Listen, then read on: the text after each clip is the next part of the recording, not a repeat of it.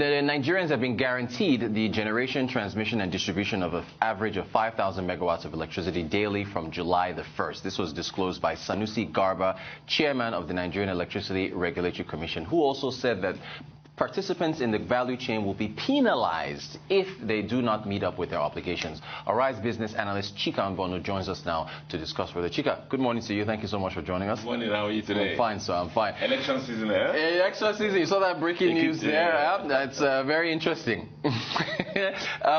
What do you make? Nerc is saying that we might get improved power supply by July 1st. Should we be hopeful? Nigeria.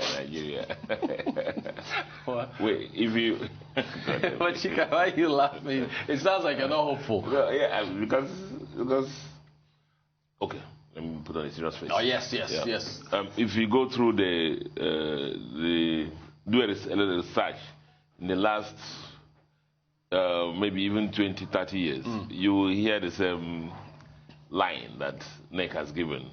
Nigeria will have power by this, Nigeria will have power by this. I keep saying that the late Bola Ige was the Minister for Power, at the early part of the President Obasanjo administration, I think on the first Nigerian Economic Summit, he was there to give his speech, and I think he said that within 2 years of that government, power will, go to, Nigerians will have power, like just Nerc has, said that was 1999. And look at where we are now, how many years after. There are fundamental issues that need to be sorted out. And even with the 5,000 megawatts he talked about, that's even like, again, the lowest of the lowest. Right. Because we can do that. We can actually do that. A lot of reports, no matter what it says, the stock capacity of the GENCOs is 13,000 megawatts. The ability to produce is about 7,600 megawatts. The capacity of the transmission from the GENCOs move transmission is about 800 megawatts, and then move to the discos, right, and then to our houses. So you will find that the 5,000 megawatts falls within the level of the capacity of the network you can carry, with so many provisos. The GENCOs have to have what? Gas to produce. Now, why are GENCOs not having gas? Apart from the fact that we don't have enough gas capacity, producing capacity in the country, as I thought about, I think yesterday or so. Yep. The other issue is that the GENCOs are owing a lot of gas producers so much money, so much areas, because in the value chain, who's supposed to liquefy everybody is the discos. Right. Now, the discos are not collecting enough money. So, GENCOs, you see, power is not something you produce and don't put on a shelf. Right. Correct. Are you with me? Yes. Understand that? I mean, if it's rice production, if you produce rice, nobody's buying it. You can put it on a shelf. When that's time, you will sell it. But power is not like that. Right. As you produce it, you must pass on to transmission. Transmission should be able to take it, pass on to discos. Discos should be able to pass it on. So, anyone that is not done is what? Wasted. Right. And the expenditure would have been normally GENCOs to produce it. That's why power is a bit different. And so, yes, they made a lot of promise. He's made a commitment. What I'm saying is that this commitment of 500 megawatts is doable.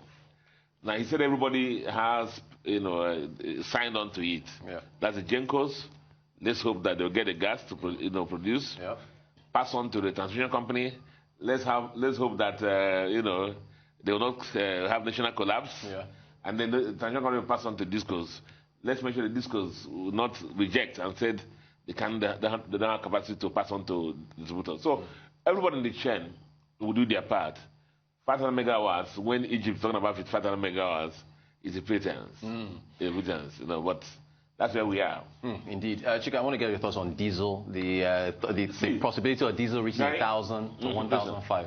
When the Russian-Ukraine war started, I told you in this program, I told our viewers in the program that these prices will not drop until the price of crude also drops.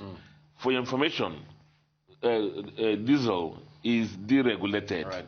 It means we'll buy it at the price on the international market, land it in Nigeria, and whatever the landed cost is, people will add their margins and sell it. Now, if you are bringing something to Nigeria now, you know the major issue is what? Exchange rates. Yeah.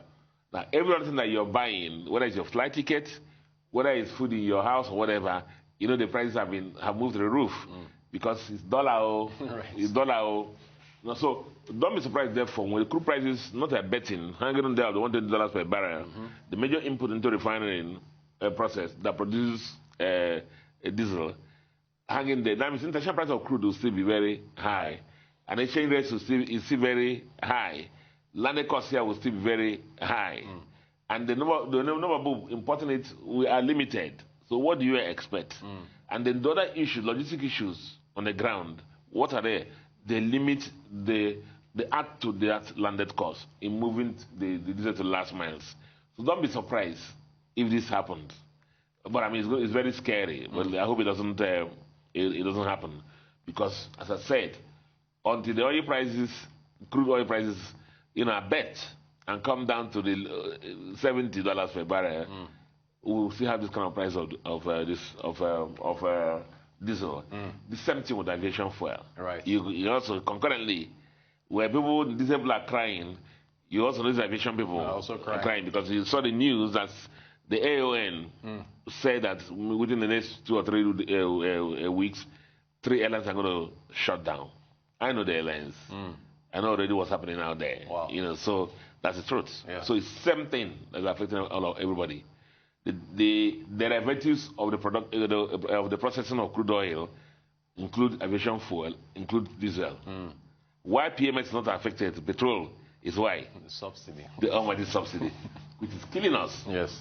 I hope we'll survive it. Because getting worse and worse. All right, business analyst Chika Mbonichika, it's always a pleasure having you to discuss these issues. Thank you so much for joining us. You're watching the Global Business Report here on Arise News.